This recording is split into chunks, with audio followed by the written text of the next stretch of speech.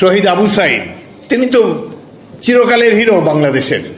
যেইভাবে বুক চিতিয়ে তিনি রাইফেলের সামনে বুক পেতে দিয়েছেন, তাদের গুলি গ্রহণ করেছেন, মাথা উঁচু করে দাঁড়িয়েছিলেন, যুগ যুগ ধরে অনন্তকাল ধরে বাংলাদেশের মানুষ আবু সাইদকে নিয়ে গর্ব করব। আরও যারা শহীদ হয়েছেন তাদের প্রতি শ্রদ্ধা জানাই। বিএনপি এবং আমরা ব্যক্তিগতভাবেও প্রত্যেকটি শহীদ পরিবারকে সাহায্য করার চেষ্টা করেছি, আগামীতেও করব। সকলের এই দুঃসাহসকে, সকলের কৃতিত্বকে আমরা সম্মান করি, কিন্তু বিএনপি সম্পর্কে যখন এই 17 বছর সংগ্রাম করার পর পরশ্রীকাতরতা থেকে উদ্ভূত ক্রিটিসিজম শুনতে পাই, তখন মনটা কষ্ট লাগে, বিশেষ করে যারা বয়সে এত কম। প্রফেসর ইউনূস একটা কথা বললে, বা আসিফ নজরুল বা অন্যান্য উপদেষ্টা যাদের যথেষ্ট বয়স হয়েছে, যারা পরিচিত জনগণের কাছে, তারা একটা কথা বললে মানায়, কিন্তু নাতির বয়সী ছেলে যদি বিএনপি মহাসচিবের বিরুদ্ধে খোঁচা দিয়ে কথা বলে, এটি অত্যন্ত দুঃখজনক। আমরা এটা আশা করি না, আমরা এটি আশা করি না। ভয় পান কেন জনগণকে? আসেন নির্বাচনে, সুন্দর একটা দল বানান, এখনো তো প্রায় 1 বছর টাইম আছে, জনগণের কাছে যেতে পারবেন। আপনারা তো অলরেডি হেলিকপ্টারে অভ্যাস করে ফেলছেন, হেলিকপ্টারেও যেতে পারবেন সব জায়গায়। তো যান, ঘুরে ঘুরে আসেন, জনগণকে বলেন যে আপনারা এই দেশকে স্বাধীন করেছেন, 71 কিছু না, 47 কিছুই না।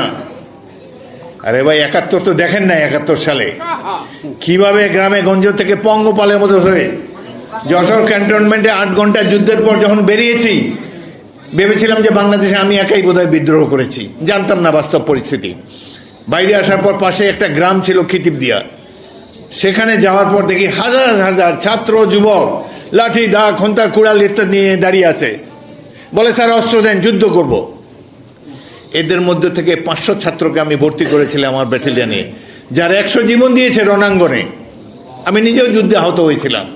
সেই মহাসংগ্রাম আপনারা দেখেননি, কল্পনাও করতে পারবেন না। খালি ভীতু বাঙালিদেরকে দেখে আপনারা অভ্যস্ত হয়েছেন, বীর শ্রেষ্ঠদেরকে দেখেন নাই, 71-এর লড়াকু তরুণদেরকে দেখেন নাই। এই দেশ আমরা যুদ্ধ করে স্বাধীন করেছি, ভারত স্বাধীন করে নাই। ভারতের অংশগ্রহণ না হলেও আমরা দেশ স্বাধীন হতাম।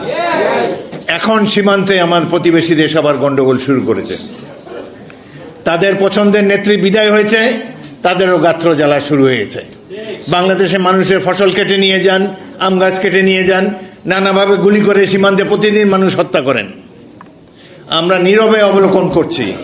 ভুলে যাবেন না, এই দেশটা যুদ্ধ করে আমরা 71 সালে স্বাধীন করেছি। প্রয়োজন হয় আবারও ইনশাআল্লাহ আমরা যুদ্ধের ময়দানে।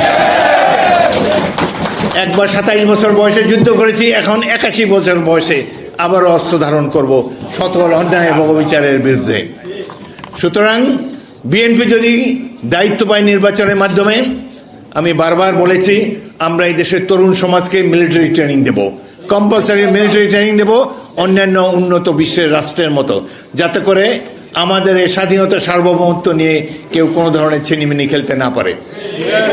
এখন যারা ক্ষমতায় এসেছেন, অতীতে তত্ত্বাবধায়ক সরকার ছিল 3 মাসের জন্যে, আপনারা তো 30 বছর থাকতে চান যা মনে হচ্ছে। এতদিন সময় দেওয়া না, সম্ভব হবে না, কারণ অনির্বাচিত সরকার একটি দুর্বল সরকার। নির্বাচিত সরকার যেমনই হোক, তারা জনগণের সমর্থন নিয়ে আসে ক্ষমতায়, পরে যদি ভালোভাবে রাষ্ট্র চালাতে পারে থাকবে, রাষ্ট্র চালাতে না পারলে আবার গণ অভ্যুত্থানের মাধ্যমে তাদেরকে বিদায় করে দিয়েন। কিন্তু প্লিজ গণতন্ত্রকে অবহেলা করবেন না। স্বাধীন দেশের রক্ষা কবচ হলো গণতান্ত্রিক ব্যবস্থা।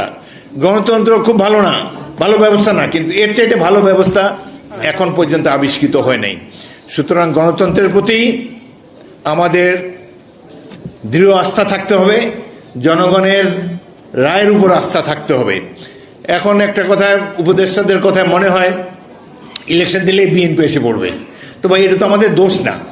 বছরের বছর সংগ্রাম দিয়ে, রক্ত দিয়ে আমরা এই পজিশনে এসেছি। বিএনপি বারবার নির্বাচিত হয়েছে সুষ্ঠু ইলেকশনে শহীদ জিয়া রহমানের আদর্শকে ধারণ করে।